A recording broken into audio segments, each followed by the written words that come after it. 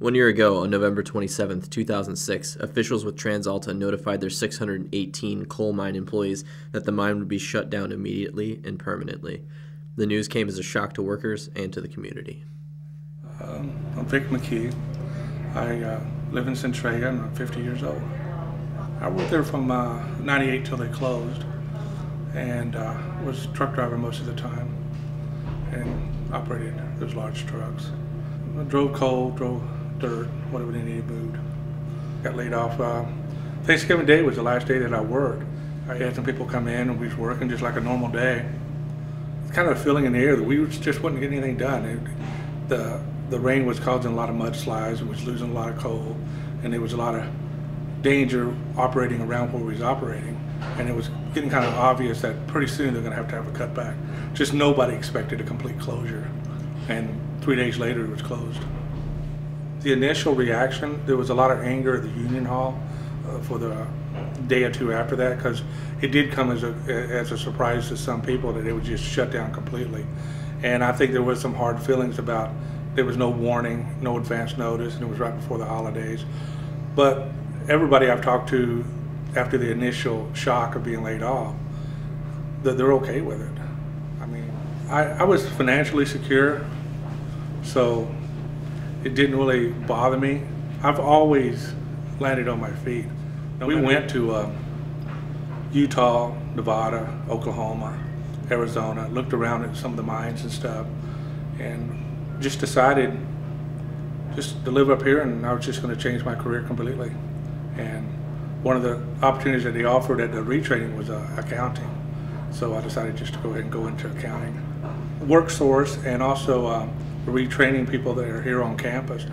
All the ladies in there, they're pretty knowledgeable, and they make the process easy.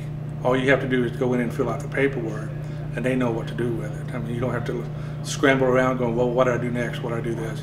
I mean, there's still money in the TransAlta fund that allows people to take the classes. Just do it. I'm just ready to go out there and get a job, but I know that I have 6 months left to work with it. My name is Bev Jestreen. I'm the Director of Worker Retraining at Centralia College. And my job here involves assisting dislocated workers, that's people who've been laid off from their jobs through no fault of their own, and who are interested in being retrained. We probably saw here in our office probably over 100 of the employees that were laid off there. And we have 26 students who came from TransAlta that are still enrolled here today. And we do have resources here still to assist them if they're interested in being retrained. So basically, they need to give a call and come and see us. I'm Doug Jackson. I'm president of TransAlta's operations in the United States. I just want to look back and talk a little bit about some of the effects of the stopping mine decision a year ago.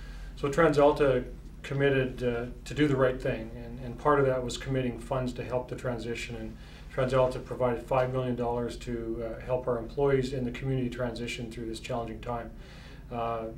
We've invested in training, we've worked with the local colleges, we've helped with the social safety network, the United Way. So TransAlta, as part of helping the community kind of prosper and reinvent themselves, has donated 1,000 acres and some money to help the local Lewis County EDC to permit industrial land bank. And so we see that as being another way of helping the community to come through looking different and looking stronger.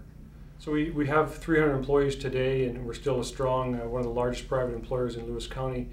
Just like to say, really proud of Lewis County and the way they responded to the situation and have transitioned very well, and speaks to the pride and strength of the people here in Lewis County.